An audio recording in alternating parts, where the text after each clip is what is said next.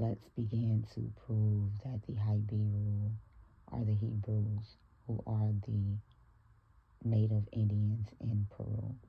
Hey guys, this is Jacolia of Jacolia Gems. Thank you for once again coming back home, family. For those of you that happen to be new here, welcome. I definitely hope you hear something today that will persuade you to stay. If you have not already done so, exactly what are you waiting for? The subscribe button, like the video, comment down below, share to your social media platforms. So y'all, let's jump into today's video. It's going to be a quick one. So let's begin to look at the Haibiru. Habiru. It begins to share the same root as Eber, Abireber, same exact root. So linguistically, we could say that this says Hebrew. So when we begin to look at the Haibiru, it said that they were semi-nomadic. That means that they traveled on foot and they rested at times. That they dwelled in tents, that they had sheep and they herded cattle, and that all of them were not the same people group, but that an ethnogenesis was amongst them. Most importantly, they had a hierarchy. So basically, someone who would be in control and have servants, possibly slaves, and possibly indentured servants and laborers, so on and so forth. So when we begin to go to the book of Genesis, the 12th chapter, we will see that Abraham fits this identically. He is seen as the Ipiru or Hebrew, and he is the one that is in control. He's married, he has his nephew, and he also has the Hanafesh or the people that he acquired while he was there. He had cattle, he had sheep, he had silver, he had gold. So not only do you have relatives, which begins to speak to the ethnogenesis factor, you begin to have souls, which begins to attest to the definition requirements of Haibiru. They begin to leave out on foot, and we know for a fact that these were a tent-dwelling people and they had cattle. So by all intents purposes, these clearly are Haibiru. I mean, we already proved that just by being able to say that the Egyptians during the time of Abraham began to identify him as a Hebrew. And this is in 2nd millennial BC. So when we begin to look at Eber, who is the root of Haibiru, we will begin to see that Eber has a son by the name of Peleg, P-E-L-E-G. Peleg is also oftentimes called P-E-L in history, which would bring us to the ancient Libyans, who would be called the Fulanis. And this is important because the Fulanis are also called F-U-L, and we know that linguistically the F can be separated for the P or PH. So you also see them being called Pel. Then when you PL, and then when you begin to look at the Philistines, they too were also called PEL. So these were three of the many groups of people that came together to create the Sea Peoples. Just like we see that many groups of people began to create the Haibiru.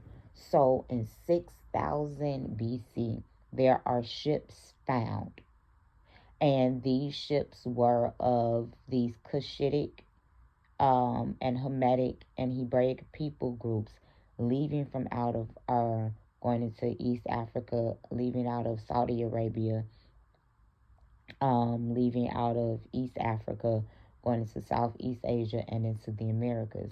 Then again, in 2500 BC, you will see ships doing the same thing.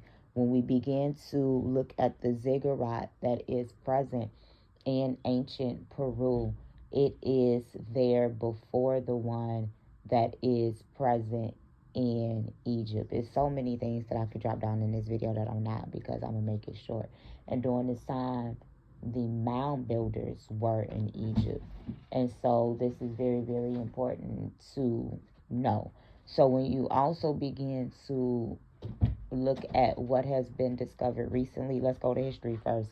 Historically, Europe was never its own continent. Europe was always part of Africa. If you go over to Portugal right now and you look out of the window by the river, you can literally swim across or take a small ferry a couple of feet over into Africa. It was all one land mass. Case in point, Lisbon, Portugal, was founded by the Phoenicians in 1200. You began to have Paris, who was named after Paris or Phares, who was the twin of Zerah, the sons of Judah and Tamar, and one of the tribes of, specifically my Huguenot family, are one of the people groups that came out of Zerah in Ireland. You even have in 1st century AD, after the death of Yahushua, when Joseph of Arimathea was seen going into to England to found the first church. You will also begin to see that Thomas, which means twin in Aramaic, Yahushua's twin, he began to go into India. It is so many different historical facts that are out there that we are missing. If the scepter will never depart from Judah, that means that the kingship had to follow Judah somewhere.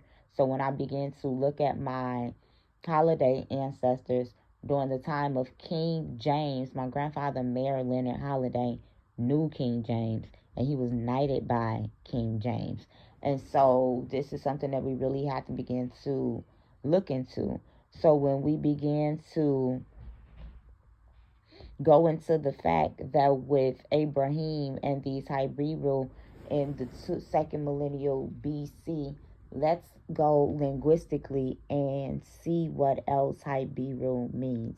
When you begin to look at the root in ancient Egyptian hieroglyphics for Ipiru, the root is going to be P-R-U. That's going to be Pet, Resh, Wav. And that's literally Peru in Hebrew. So when you begin to look for the fact that Europe was never its own continent, it was always attached to Africa. And just recently, as I was previously stating, historians and geologists, they began to come out, scientists, anthropologists, and say that they have realized that America is still attached to Europe. So when we begin to look at Eber's son, Peleg, his name, although being rooted in the word of selling, it means division. And this begins to refer to in the time that the earth was divided.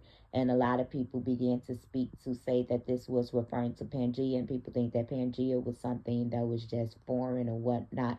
No, the land masses were once attached to one another. And we just proved this in so many ways. So you have to realize that one was Upper Egypt, one was Lower Egypt. So the other way that we can prove this by using another Native American tribe is when we began to look at the Athabaskan people, Athabaskan, they began to arrive over here around the 1500s to the 1000s. This is when you're BC. This is when you are going to see the Horites, the Hittites, begin to leave ancient Egypt, and they go into the Indus Valley on their horses and their chariots, creating the Indo-Aryan invasion. And the way that we can begin to prove this is because Hittites and Horites are Hamitic people. And we begin to look at the Indo-Aryan language of Sanskrit. It is directly related to the Kassite, Kassite language, who end up becoming part of the Sea Peoples in 1800 BC, when the mushroom hairstyle that the black women used to rock between 1800 and 1600 BC, that hairstyle was in ancient Egypt. So when you begin to look at the Kassites, Kassites,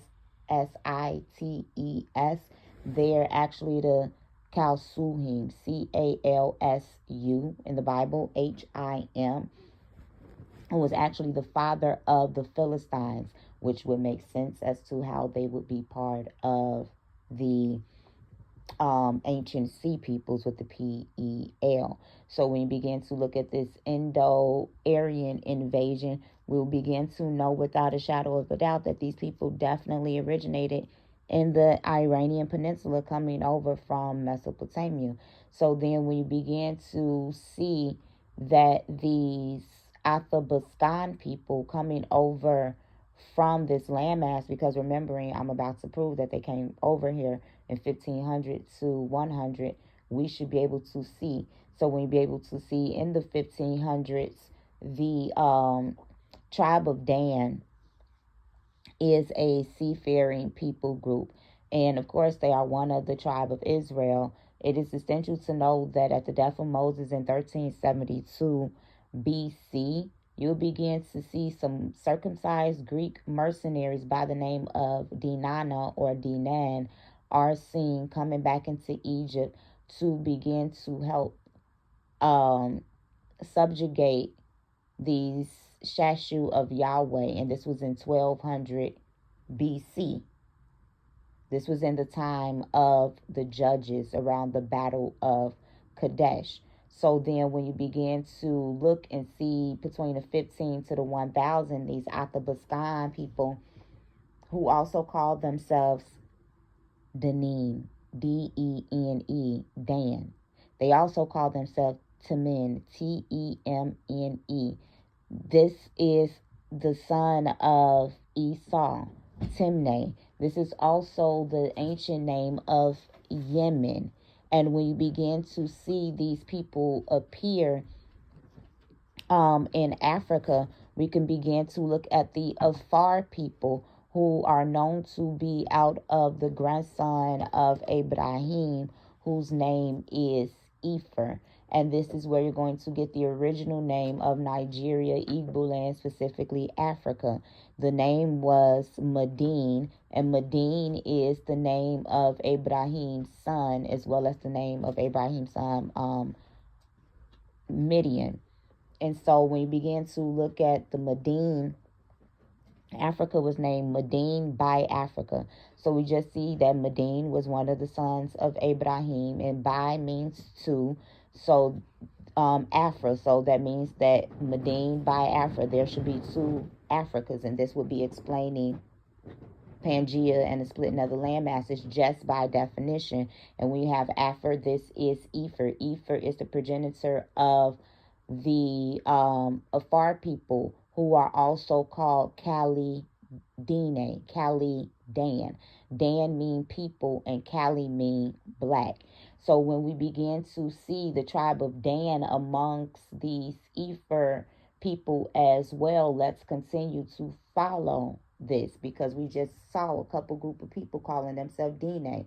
Then we begin to look at the Danu of Ireland. They began to say that they too left Egypt and end up going into Europe, which will begin to line up with how in 1200 BC the Egyptians were able to hire the tribe of Dan to come in as mercenaries to help subjugate the Hebrews, the Midianites, so on and so forth, because there was a famine in the book of Ruth in the time of Judges that caused these people to go back into Egypt, and historians have inaccurately began to give a late date to the Exodus.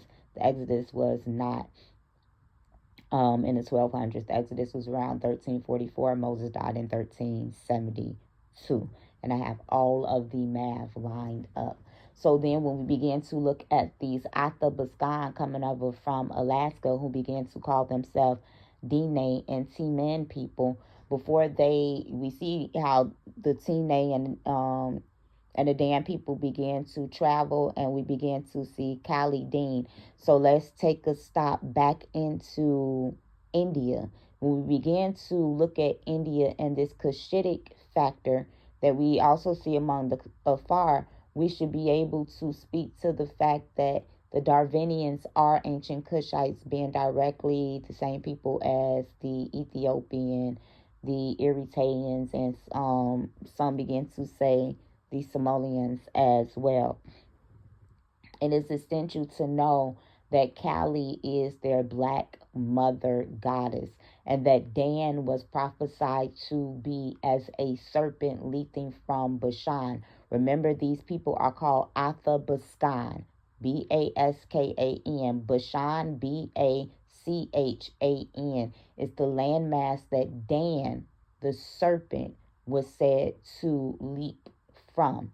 When we begin to look at the worship of the serpent, it indeed showed up in India super strong. We will also begin to see in Ireland on one of my family crests, the Hughes specifically were the tribe of Dan.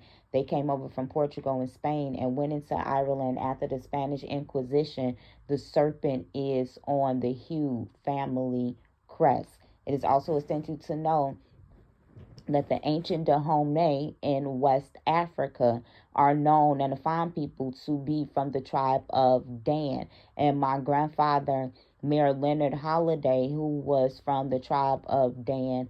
So you have the Danites in Ireland, the Danites in Greek, the Danites in Egypt, the Danites in West Africa, the Danites in the time of the judges, all executing judgment and indentured servitude, line upon line, precept on precept. So when you begin to look at the Athabaskan, Atha literally means from.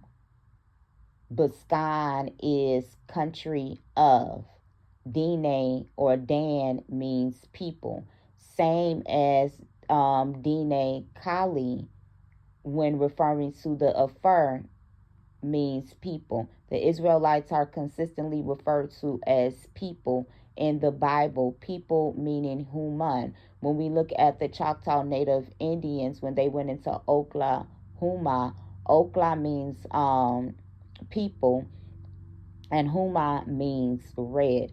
We begin to look into Hebrew, Adam means people or human, and the root of Adam is Dam, which means blood or red. So we begin to see the relationship between all of these languages that I just mentioned. So when you begin to look at the Athabaskan, who call themselves the Dine Timan people, we have a couple of land masses, Baskan and Timan.